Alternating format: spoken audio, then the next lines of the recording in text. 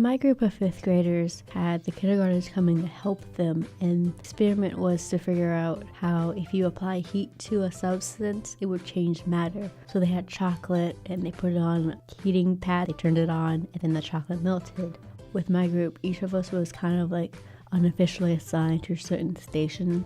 Because there was 5 of us, there wasn't that many positions for each of us to have. My position was more figuring out who was going to do what position after they changed. So I would go around asking the 5th graders, hey, what position would you like to try? When positions change, I would say, okay, you go to that one, you go to that one, to make sure everybody got to do what they wanted and had a chance to participate.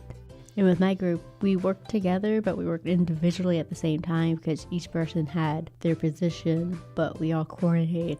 I always thought 5th graders and kindergartners were very wild and they don't behave well. So when I was told we were working with kindergartners, I was like, oh no, it's going to be really chaotic. I was wrong, and that the 5th graders were well behaved and the kindergartners were really well behaved. It was also really great to see how the 5th graders would interact with each other, and what they too thought that the kindergartens wearing oversized lab coats was just adorable, and it really showed that we're all the same, even though our ages are different.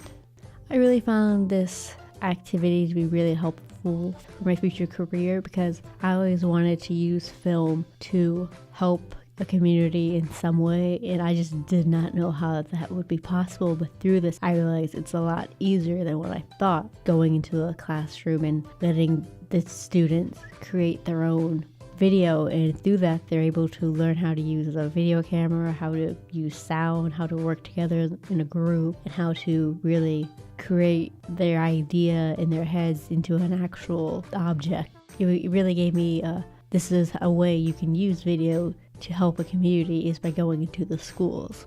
It also helped in how even if something would change, as long as you had that outline or plan at the beginning and you knew everything would be fine, even if it changes, you just have that foundation of this is what needs to get done. It makes it less stressful. Personally, I figured out that it is a lot easier to lead and connect with students than what I thought, because I was always afraid to be in charge.